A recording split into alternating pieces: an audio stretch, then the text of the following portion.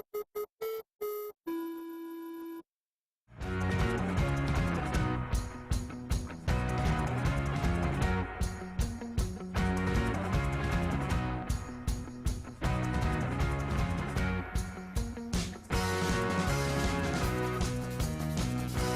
right, everybody, welcome in Concrete Jungle, New York Baseball Podcast. Coming to everybody live from the third floor of the North Park Buildings, Seneca Falls, New York, FingerLakes1.com. I am Paul Russo. Alongside me, as always, Kyle Evans, behind the scenes, making everything available visually and audibly to you, Nate Sharman. Audibly, right? Is that the right term? I don't know. I would say so. Yeah. Nate only doing It takes a lot of work to get Paul visually ready for a podcast, so kudos to me. Yeah, that's true. That's true. If you take off your glasses, it'll probably help a little bit. But yeah, great work, Nate. Yeah, buongiorno to everybody. We'll take care of a couple housekeeping things up off the bat here, and then jump right in. So a little bit late today. We'll be a little bit late on Thursday as well. Probably closer about right now. I know right now, obviously, if you're live, it's 11:23 or 11:21 rather. I apologize. Looking probably like 11:30-ish, 11:15, 11:30 on Thursday as well. Have an appointment to get to. Hey, it happens. We're human. And then next week with the All-Star break, we'll have our normal podcast, I guess, time or whatever on Wednesday. And then Thursday, we'll probably have a pod as well. Obviously, it won't be a ton to talk about, but I mentioned, right, we'll have a little bit of fun on Monday and Thursday, kind of diving into a couple of different things like who we thought probably should be in the All-Star game, maybe like a Dream Home Run Derby contest, stuff like that, obviously to talk about. But that's also the same, obviously, with our AAA teams. I mean, their All-Star break is also next week as well. So we'll have some stuff to talk about, some stuff to get to there a little bit as well. But, yeah, there's a couple little updates as we come up for on the All-Star break and a couple other things as well. So outside of that, hopefully you guys had a pretty fun weekend, relaxing, fun, exciting. So I don't know, anything major happened with you guys, or pretty quiet overall? Yeah, pretty quiet. It'll be a much better weekend this coming weekend. Yeah, from my Yankee Stadium, but you should have saved that, put that in the back pocket until a little bit later on. we'll bring it up again. Okay, fair enough. Nate, good stuff. Everything good for me. Played a little golf. Can't complain. Oh boy, did you shoot him straight? Never. That's not something you freely admit. As I tell everybody, I'm not the greatest golfer because I am not the greatest golfer. You know how to swing the sticks. You don't give yourself enough credit. Yeah, no golfers do. Well, fair enough. We're all our each own worst critic. All right, let's jump right in. We'll get to the Yankees. Obviously, a big 4-game set with them against division rival, longest rival, Boston Red Sox. It was an interesting series. I want to preface it with this, and I think we can probably discuss this a little bit before we jump into the actual game recaps and stuff like that. We've been saying this, I think, for a while. I know we haven't talked about it on the podcast just yet. I don't know if we'll really dive too deep into it today. It kind of feels like this rivalry of sorts has been at a crossroads now for the better part of a decade or so. I don't know if it's just because, look, the Red Sox have, at least in our lifetimes, been always competitive. Obviously, they have more World Series than the Yankees do in this time frame. But that being said, I kind of feel like, compared to, say, probably like our parents' generations, where you did have moments where it was like really a rivalry, and not to say obviously that our generation hasn't, right? I mean, especially that run from like 2003 to 2005, where it seemed like there was always a brawl, at least one brawl a year between the teams. But that being said, and I know I can speak from my own accord here, I've never really have had a deep hatred of the Red Sox. Maybe some players on the team from time to time, but you know, even then, I've never really came across a player that I really dislike on the Red Sox. I mean, really the main one, especially recently, it pops out for me, Even I guess maybe it's not all that recently when you think about it, it's Papelbon. I mean, I've just but you ask Red Sox fans, and not many of them are Papelbon fans anyway in the first place either. So, um, this going into the series, really the only person I guess making too much noise was Josh Winkowski, and that's just because I've garnered he's a very young curmudgeon. He's not a fan of Wrigley Field by any means, and um, decided he would take his aggression out on the Yankees in the wrong way, saying obviously after I guess it was really before / after the game that he lost on Thursday about how it's a lineup that's different when he was the one who gave up 5 earned anyway against them. So either way, The biggest thing is kind of not to interrupt, but it just the 4-game set didn't feel like I don't know if it's also too just the lead that the Yankees have in the division, but definitely didn't feel very, I guess, large or big on the grand scheme of things. Oh yeah. My takeaway is it's no big deal at all that they split the series. They went into Fenway leading the division by 14. They're leaving Fenway leading the division by 14. Not a big deal at all. Yankees bullpen has been really, really good all year. They kind of had some rough games the last 2 nights. That's going to happen over a course of the long season. The Yankees don't even have all of their arms back yet. So, And that being said, Thursday was the only night that both starting pitchers had decisions.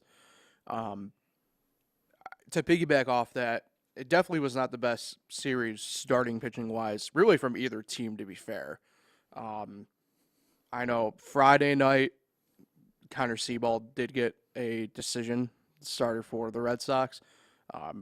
But again, that was the last starter that did get a decision in the series period. So, and this happens, right? I mean, a perfect example is, the summer team I help out with, we just, came out flat yesterday, lost both games, but that's baseball sometimes, right? You can't, not every day's Christmas, not, keep on quoting different baseball logic and sounding repetitive with it, but I mean, it was frustrating though because in the last 2 games of the series, they had a 3 and 4 run leads, and you just can't blow those leads. But the Red Sox offense, people don't give enough credit to them. It's actually pretty good. Their offense can actually hit. I mean, there's a couple we talk about in baseball, right? How no matter what, at the end of the day, at some point you can't hide in baseball. Your time to come up in the lineup comes when they need you in a spot, and for the Red Sox, they have very few holes overall. You can make the case, but even then, they made you pay it this weekend. I mean, for example, be a guy like Rob Refsnyder, who he's probably found himself probably up on the big league club the rest of the year, the way he's been playing the past couple of weeks anyway. But this weekend probably solidified it for him. But yeah, you're right though about the rivalry part. It hasn't really felt like that at all. I don't really hate any player. Honestly, I think it's just the Astros, really, that it's kind of the rivalry. There really is no rivalry with the Red Sox anymore. Yeah, I've always kind of leaned maybe the Rays more than anybody else. And the Rays too. At least in division anyway, but For sure. yeah. All right, let's dive into the games and then kind of talk it out. Obviously, I mentioned Thursday, a Yankee victory 6-5. Garrett Cole picks up the win, 8th on the year, moves to 8-2, a 3.26 ERA. Josh Winkowski, the loss for Boston. He moves to 3-3, a 4.35 ERA for him. Clay Holmes, the 16th save on the year there. Top performers, Josh Donaldson, 2 for 4, a grand slam for him. Aaron Hicks also chipped in a home run, going 2 for 4 on the day, as well as a triple. He also scored 2 runs. And Jose Trevino, 1 for 3, an RBI double and a walk.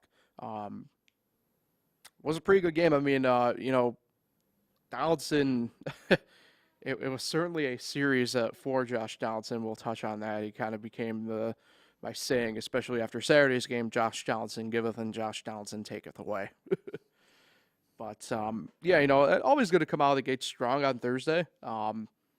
Ended up being, I didn't know what to make of the series initially after that game on Thursday. Obviously, Friday left me in a little bit more of I'd say a positive light looking forward. Yeah, it was a really good start. I actually thought for sure they were at least going to win Saturday or Sunday to secure the series win, but, I mean, they could have. They put up enough runs. The pitching just kind of fell apart a little bit. Then on Friday, mentioned it, we'll tease it up, a Yankee 12-5 victory. Miguel Castro picks up the win out of the bullpen, 5-0, a 3.33 ERA for him. Connor Seabold, mentioned him already, was 0-2 and 11.91 ERA. Also for him, was placed on the IL after the fact. Ended up being a bit of a rough series, actually, for Boston health-wise by the end of it. But I think Seabold went on the injured list because he was embarrassed. well, Everything he threw across the plate got squared up. I mean, he came into the game with an 8 ERA.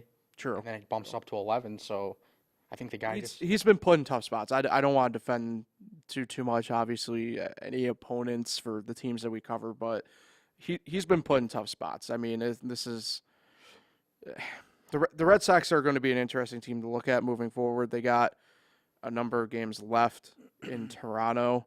And 2 of their key guys are still unvaccinated, as far as I know, and Tanner Houck and Jarren Duran. So, and Seabold's kind of a guy that's been thrust into these spots because of Houck not just not being a team guy at that point. So maybe they will get vaccinated soon. Who knows? Lucas Ludke did pick up the save, his first one of the year. So, and via that, he also became one of the top performers. He obviously not the traditional save, but because of the length of it, he went 3 1/3 innings pitched. Gave up 1 hit, 6 strikeouts. Offensively, though, Aaron Hicks, 2 for 3, double, 2 walks, 2 runs, and 2 stolen bases for him. And then Matt Carpenter, 3 for 4, a double, hit by pitch, 2 RBIs, and 2 runs. So a little bit of, I guess, on the headlining portion of things, the more of the unsung hero, quote unquote, for the Yankees this year. Yeah, I just want to apologize to Aaron Hicks. Talked a lot of. He's had quite the past couple weeks. Yeah, same for Lucas Lidke. I remember I told you I think I wanted him to get DFA'd, and well, we were kind of in a semi-agreement there for a minute. I mean, he's been pretty solid over his last few outings. Did the Pirates fix Aaron Hicks? He was kind of streaking before that. Which fix do you mean? When he hit that home run against Van Meter. You got the joke finally there. Yeah. Yeah, I mean, I think with Ludke, it's the mustache. Yeah. Although Nestor might have to shave his off. No. Yeah. I mean, his last few outings, I don't know, been a little rough. Yeah. I think part of it's guys are kind of figuring him out, and this is where he needs to adjust again a little bit. And, still at 2.74 ERA. I mean, the staff. It goes without saying how good Blake has done with the staff since coming on board. They'll get it figured out. On Saturday, though, the final after 10 innings, the Red Sox walked off 6-5, give the win to Jake. Oakland Athletic legend Diekman, 4-0 out of the year out of the bullpen now, a 2.93 ERA. Lost to Wandy Peralta, 2-2, a 2.51 ERA. Aaron Hicks, 1 for 3, a solo home run for him. Aaron Judge went 2 for 5, a double, an RBI, and a run scored, but that was key. That was what got the Yankee offense going in the top of the 10th inning. Oh. And then Anthony Rizzo, 2 for 5, a couple doubles, and 2 RBIs along the way for him. Rough game outcome. This was where the Josh Johnson taketh away came more into effect. Looked like on that what would have been game-ending double play, fingers really did look like they got caught in the webbing of the glove. It was kind of weird how it played out.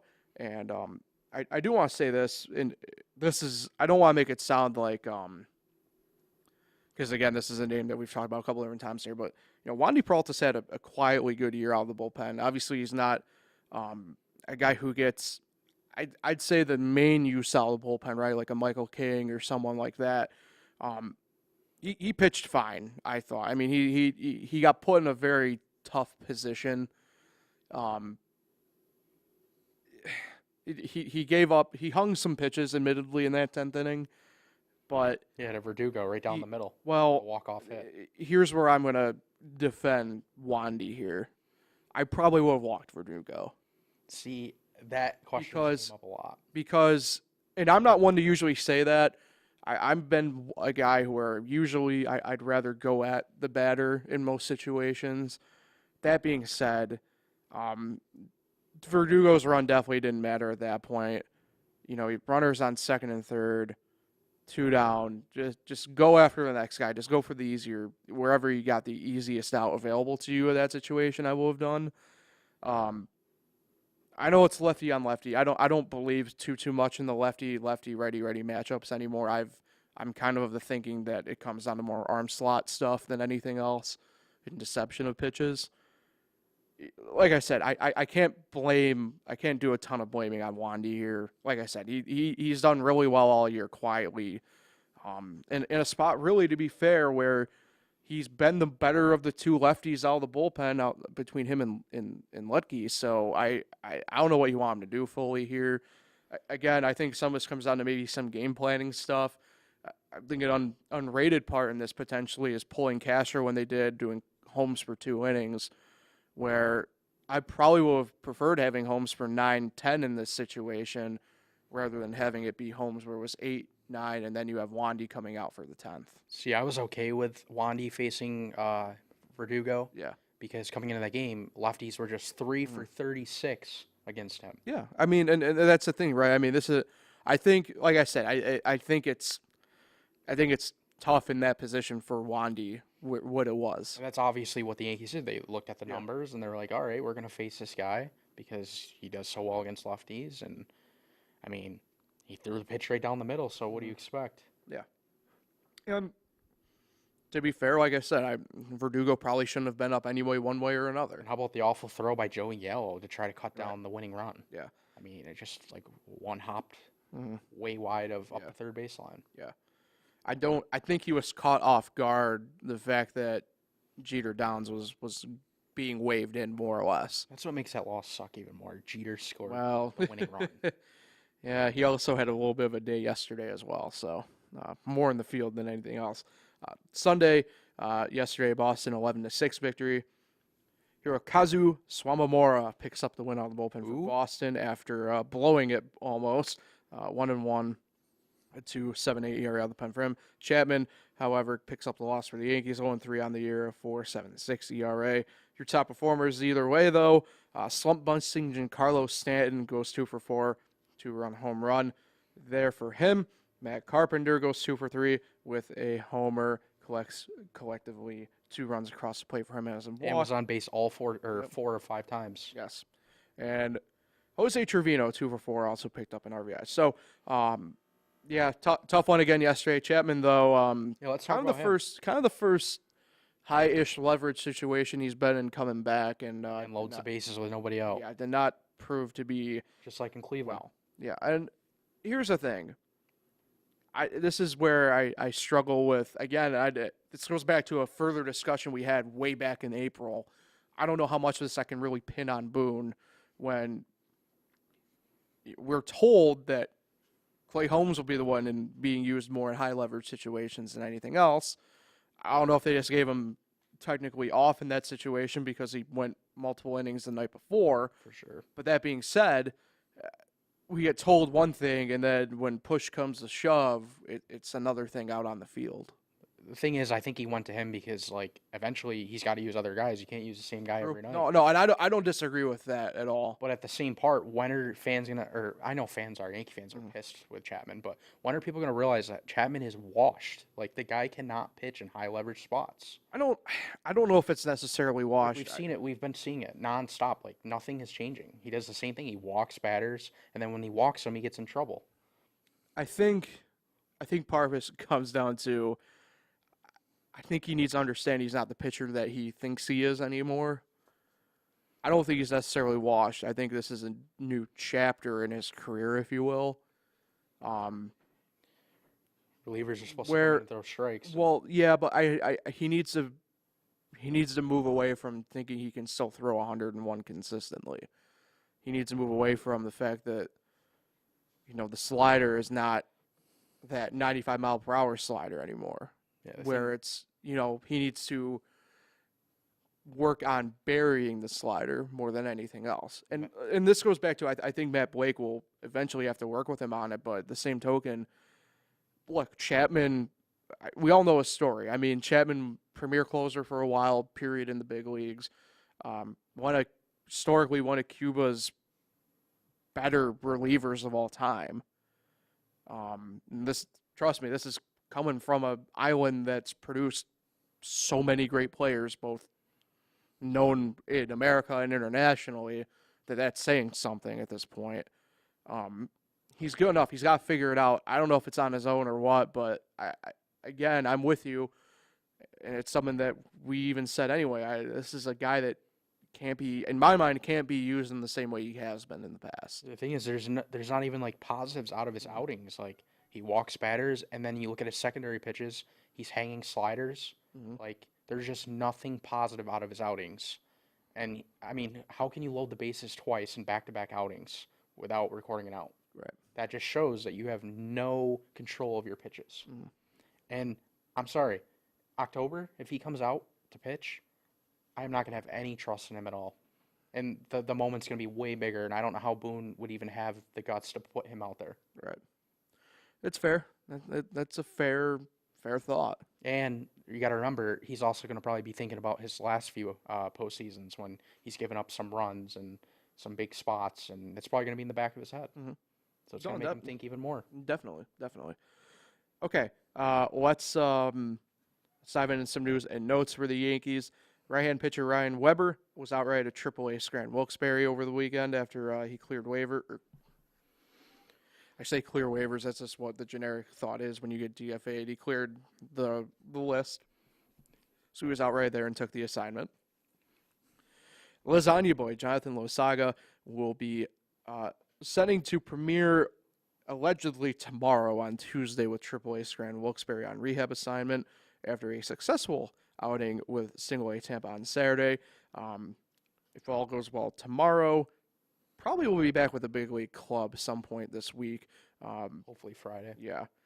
Right-hand pitcher Ron Marinaccio. Anyone? Marinaccio? Yeah. Played catch over the weekend. It was his first work since being placed on the IL with dead arm. Very encouraging sign anyway that he's at least starting some sort of work given potential disaster there.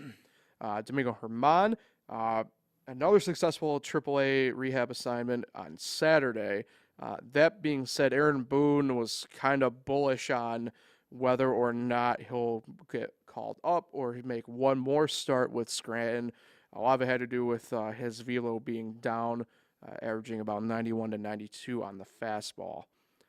But our positive news and notes here, outfielders Aaron Judge and Giancarlo Stanton were named all-star starters, while pitchers Nestor Cortez, Garrett Cole, Clay Holmes, and catcher Jose Trevino were named all-stars as well. So we have 6 Yankees heading to the all-star game at the moment.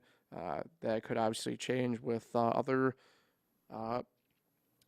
roster changes on the all-star roster itself. So congrats to those guys, especially, like Nestor Cortez, Clay Holmes, and Jose Trevino, all at some point afterthoughts on different teams and even probably within the Yankees at some point themselves. So really awesome to see. Yeah, 3 of the 6 guys are headed there for the first time in their careers, which is just really cool to see. They definitely deserve it. It's definitely going to make the All-Star game a little more exciting because there's going to be more Yankees in there, especially seeing Jose Trevino eventually come off the bench. Just a cool story. Yep. Coming up for the Yankees, off today, much needed off break. They had played, I believe it was something like 26 games in 27 days up to that point, up to this point. So needed a little break before even pretty much one final week of games before the All-Star break. And then 3 games starting tomorrow against the Cincinnati Reds, the Yankees game. The Reds are 32-54, 5th in the NL Central, and 15.5 games back in that division. Tomorrow night, 7:05 first pitch on Graham Ashcraft. Sneakily good pitcher.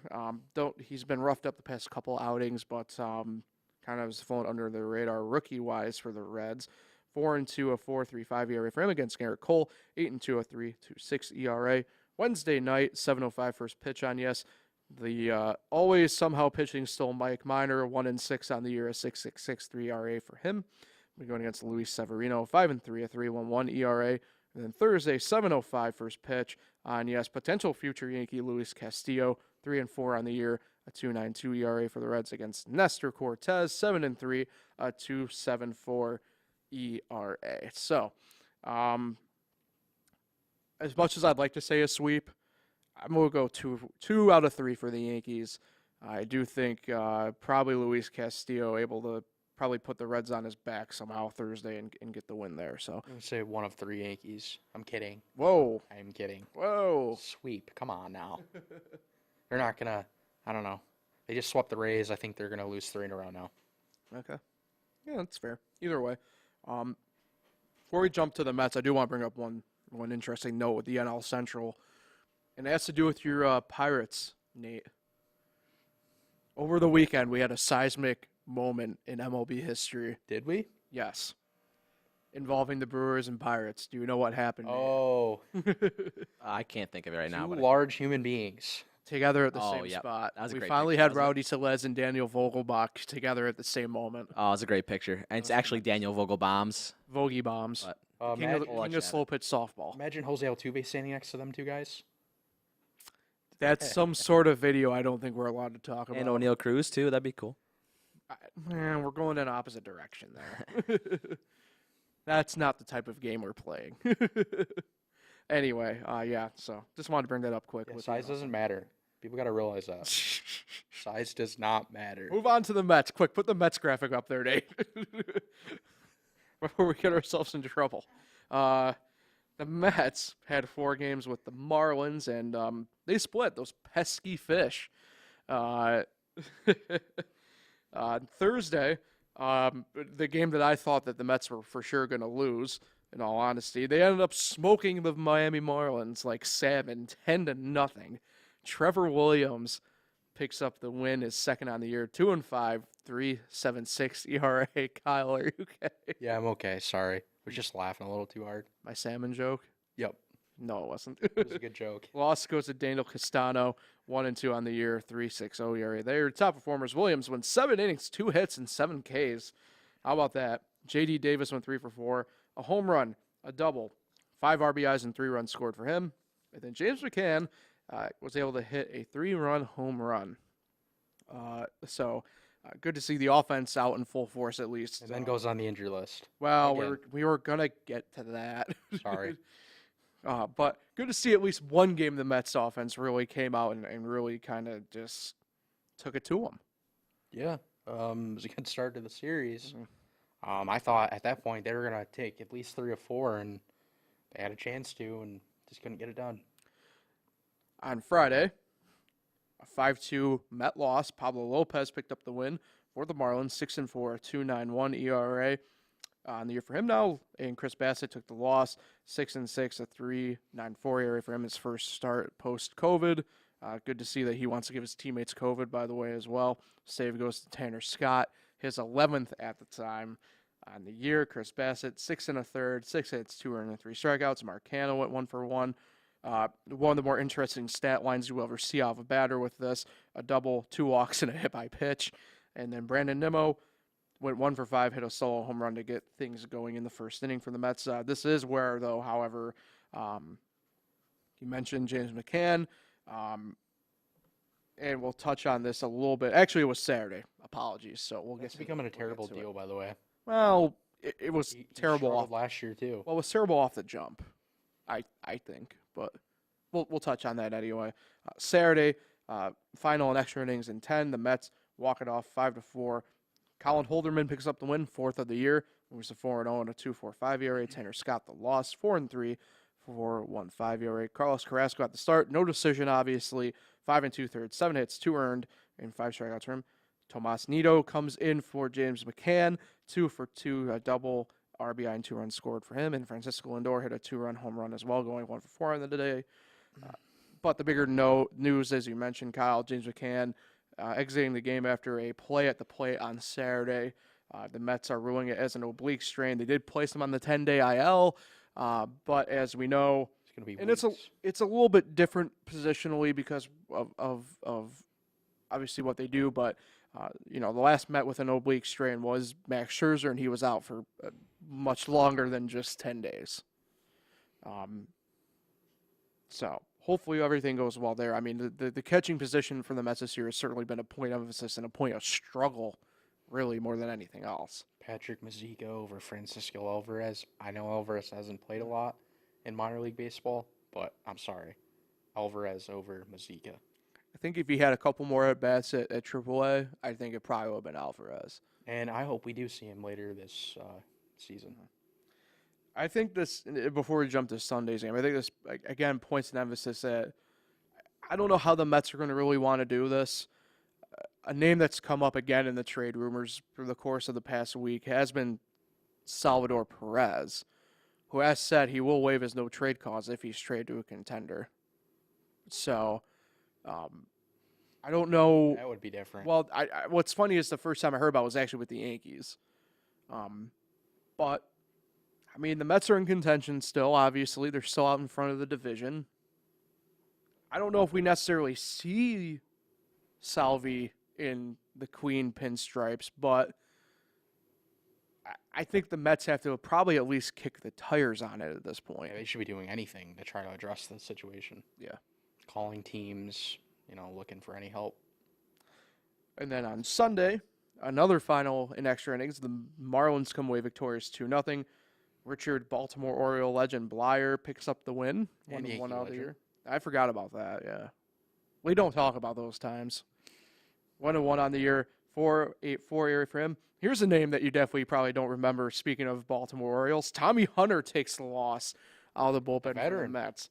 0-1 out of the bullpen, 2.25 ERA for them. Tanner Scott picks up the 12th save for him. Another great start for Taijuan Walker. Goes 7 innings, no decision, 3 hits, 7 strikeouts. Luis Guillorme went 3 for 4, and Mark Hanna went 1 for 3 with 2 walks. So I nailed it with the split. Didn't exactly come the games that I thought it was going to, but those Marlins have proven to be continuously pesky all year. Can't wait to see what you say next about the Braves-Mets series. We'll see. But before we get to that, we have some news and notes to discuss for the Mets. Obviously, you mentioned about James McCann, and you dropped the little nugget there already that Patrick Mazziko is recalled from AAA Syracuse. Outfielder Starling Marte day-to-day with inflammation in his left groin. Today, at some point, they haven't done it yet to my knowledge, but utility man Jeff McNeil will be placed on the paternity list, and the corresponding move will be infielder Kramer Robertson called up from AAA Syracuse for the time being. Congrats to Jeff. Left-handed pitcher Sam Clay was claimed off waivers from Philadelphia and optioned to AAA Syracuse. You'll hear his name brought up again in just a few minutes. Right-hand pitcher Jake Reed was designated for assignment in the corresponding move. Outfielder Travis Jankowski will be activated off the injury list today. Jacob deGrom made another successful rehab start on Friday with Port St. Lucie.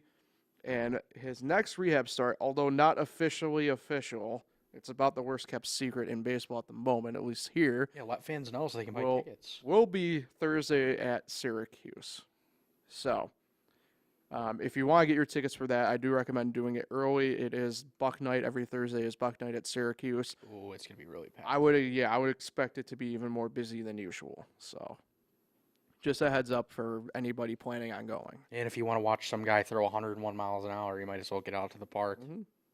And I'll leave the rest of that when we get to Syracuse. First baseman Pete Alonso, utility man Jeff McNeil, outfielder Starling Marte, and pitcher Edwin Diaz were all named National League All-Stars. So congrats to the 4 Mets there. And again, I know there are a couple snubs there. I know notably Taijuan Walker was probably the bigger name out of the group of them. But again, much like with the Yankees, I'd expect a couple more Mets to pop up on the roster when rosters, like I said, they always shift. Usually, they always say the starting pitchers are still all-stars, right? But I think the way the rotation kind of falls, Garrett Cole won't be pitching in the all-star game. So they'll obviously replace him, but he'll still be recognized as an all-star at the game. But that being said, I'd expect at least one more Met, probably should be a couple more, get named to the all-star team by next Monday. Yeah, for sure. So upcoming for the Mets, Kyle teased a little bit, 3 games in Atlanta starting today through Wednesday. The Braves 52-35 second in the NL East, a game and a half back of the Mets. Tonight, 7:20 first pitch on SNY. Max Scherzer, 5-1, a 2.26 ERA against Max Fried, 9-2, a 2.52 ERA. Tomorrow night, 7:20 on SNY. David Peterson, 5-1, 3.48 ERA against Spencer Strider, one of the best young arms in baseball. 4-2, a 2.60 ERA, and then Wednesday getaway game at 12:20 first pitch on SNY. Chris Bassett, 6-6, 3.94 ERA. It's Charlie Morton, 5-3 record with a 4.21 ERA for him. You're expecting me to probably say something like, I'm thinking you're going to say Mets sweep. no. I do think Mets get 2 out of 3, though. The Braves are in an interesting spot. I'm not convinced. Wednesday's game, I think, is going to be an absolute mess and a half, only because of the pitching matchup that it is. The Braves are working Spencer Strider into being a long-term starter, which is why I think the Mets do win tomorrow night. Tonight, I think it's a little bit of a toss-up, but I'm gonna go 2 out of 3 for the Mets against the Braves. That being said, though, they might be seeing Robinson Cano. I don't know, but I think the Mets do get 2 or 3 here. The Braves are in a really weird spot. They don't get out of the gate really well in games. They are very slow starting, and that puts you behind the 8 ball a lot of times. I mean, yesterday they did not get out of the gate well. Kind of got lucky in nature. Austin Riley hit a home run. I was watching the game at a bar after we got done with baseball, so I'm going to go 2 of 3 for the Mets against the Braves. Mets sweep. You're going Mets sweep. All right. We'll sweep the series. I did not think that was the way you were going on that. I thought you were going the other way, to be honest. No, I'll stop with the Mets hate for a little bit. All right. We'll move on to our friends on the farm here because we are running up against our time as usual. But, hey, look, successful week, I'd say, for both Rochester and Syracuse. Rochester splits with Lehigh Valley through the course of the week. Thursday, 11-2 Rochester win. Matt Cronin picks up the win there. Damaro Vargas went 4 for 5 that day. Home run double, 2 RBIs, 2 runs and a stolen base. Nate, your guy went 2 bags and 4 bags that game. Nicky Banks, 2 for 5, double, a home run, and 4 RBIs. And then Josh Palacios, stay hot, 2 for 5, 2-run home run, a stolen bag, and a run scored. Friday, a 6-5 loss. Nick Duran picked up the win for Lehigh Valley. Alberto Baldonado, the loss, ended up being a 4-run 9th inning for Lehigh Valley to come back and win in that game. Josh Palacios, 2 for 5, a double, 2 RBIs, and a stolen base. Donovan Casey, 2 for 3, stolen bag, 2 runs and a walk. And then Adrian Sanchez, 3 for 3, 2 doubles, 2 RBIs, a walk, a stolen base, and 2 runs scored. Saturday, Lehigh Valley, 9-1 victory over Rochester. Michael Plossmeyer picked up the win for them. Sterling Sharp, the loss for Rochester. Our top performers for the Red Wings, Taylor Gushue up behind the plate, went 1 for 4 and an RBI. Jake Knoll went 1 for 4. And stay hot, Josh Palacios, 3 for 4 for him. And then on Sunday, a 2-0 victory for the Red Wings yesterday. Matt Cronin, the win there. Tyler Sear, the loss for Lehigh Valley. Adrian Sanchez went 1 for 1 with an RBI and a run scored. Josh Palacios, 3 for 5, a double and a stolen bag. And Jackson Flores, 2 for 3 and a walk for him. So, like I said, Rochester actually, through the course of that, though, just going 500 in that series, able to get up to being solo in 4th place and a game back in a 3-way tie of 1st place. The IL East getting very close together as they enter their All-Star break next week as well. Red Wings get out this week. They're home. They've got the first time ever the Omaha Storm Chasers, Kansas City's AAA affiliate, out this week. Ton of different promos coming up for them. Tuesday, tomorrow night, Thurman Thomas makes an appearance at Frontier Field. Wednesday is Pride Night. Thursday, Grateful Dead Night. Friday's a cap giveaway. And then Saturday is the Rochester Philharmonic Orchestra Night. That's always one of the cooler games. It's one of the more unique ones if you can get out.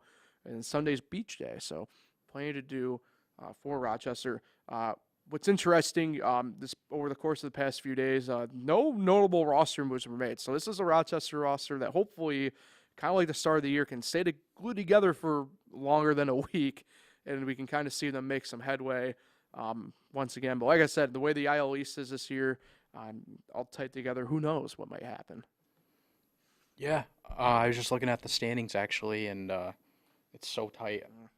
There's like 5 teams all within 2 games of first place. And then I just looked at the Syracuse Mets, just 8 games out of first place. I remember when they were like 15 and 16 games out. It's pretty impressive what they've been doing. Mm-hmm. Yeah, you mentioned obviously with them, the Syracuse Mets took 5 of 7. Big ended up being 7 games for them against Buffalo. They moved to now 37-47, slowly chipping away. 8 games back in 9th place in the IL East. Thursday, a 3-2 victory. Tim Adelman picked up the win. Nick Allgaier the loss for Buffalo, and Bryce Montes de Oca picked up his second save of the year. Adelman went 5 2/3, 4 hits, 2 earned, and 6 strikeouts. Khalil Lee picked up an RBI double on the way and walked. Mark Ventios also picked up an RBI for him. Friday, 6-1 Buffalo victory, their last one of the series at least. Anthony Kay picked up the win for Buffalo. And David Griffin the loss for Syracuse. Top performers, Francisco Alvarez went 1 for 3 with a double. Soki Kato had himself a really good end of the series. You will hear his name brought up once again. He went 1 for 4 with a solo home run. And then Travis Blankenhorn went 1 for 3, picked up a single for him. Saturday, 4-2 victory for Syracuse. Michael Antonez picked up the win, 4-1 on the year. Eric Yardley the loss, and Montes de Oca picked up his 3rd save of the year. Kato again, here's his name, 2 for 4, an RBI double. Nick Dinny picked up a hit as well as 2 RBIs and a walk. And Kramer Robertson went 3 for 5 with a run. Sunday, another 4-2 Syracuse victory over Buffalo. Rob Zatrani picked up the win, 1 for 4 on the year. Jeremy Beasley the loss for Buffalo, and Yohan Lopez picked up his 2nd save of the year for the S-Mets. Connor Gray picked up the start on Sunday. He got no decision for the Pride of Frewsburg, but 5 innings pitched, 3 hits, an earned run, 3 walks, and 6 strikeouts. Kato again, 2-run home run yesterday rather. Also walked as well, and then a 2-run home run for Daniel Palka in his return from the restricted list. A couple news and notes for the S-Mets. Outfielder Daniel Johnson, shortstop JT Riddle, and right-hand pitcher Justin Dillon all were sent on rehab assignment to Single-A St. Lucie. Corresponding move with Mazika getting called up was catcher Jose Colina, was signed from Double-A Binghamton. And then right-handed pitcher David Griffin was assigned to Binghamton after his start on Friday. And then left-hand pitcher Sam Clay was placed on the reserve list after being outrighted to Syracuse. So for them, like I said, just a really great week. Good to see that kind of they were firing on all cylinders at the whole weekend pretty much. Yeah, what's really impressed me about the Syracuse Mets is they're winning basically because their bullpen has been much better. In their last 17 innings, they've given up just 2 runs, which is very good. It felt like in the beginning of the year we were constantly talking about how bad the pitching was, the bullpen was, and now they're kind of just holding on to leads, and the Mets offense is doing enough. Yeah. For them, they return home this week as well. They'll be taking on the Jacksonville Jumbo Shrimp, Miami Marlins AAA affiliate this week. First time to Jacksonville. In this iteration of the International League, will be making the trip to Syracuse. Thursday is Copa de la Diversión Day, as well as a jersey giveaway and Buck Night, and more than likely Jacob deGrom rehab start night. Friday, it's the Donate Life Awareness Night and fireworks, and then Saturday is Marvel's Defenders of the Diamond. Obviously, Syracuse also plays home Tuesday, Wednesday, and Sunday, so before the AAA All-Star break next week as well. So plenty of baseball to go and be had locally. Get out, support the local clubs. They've been a lot of fun this year. I've been to both stadiums, both fantastic, both have great promos this week. Get out and go. Obviously, you might even see Jacob deGrom on Thursday, potentially. So that about does it here for us today. Any final thoughts before we head out of here, Kyle? I don't think so. All right, Nate? All good by me. All right, perfect. So for Kyle and Nate, everybody else at Fenway Weeks 1, Paul Russo, thanks for tuning in to Concrete Jungle and New York Baseball Podcast. Live Mondays and Thursdays on YouTube. Catch up anytime there as well as Spotify and Anchor. Until Thursday, enjoy the baseball games, everybody. We'll talk to you then.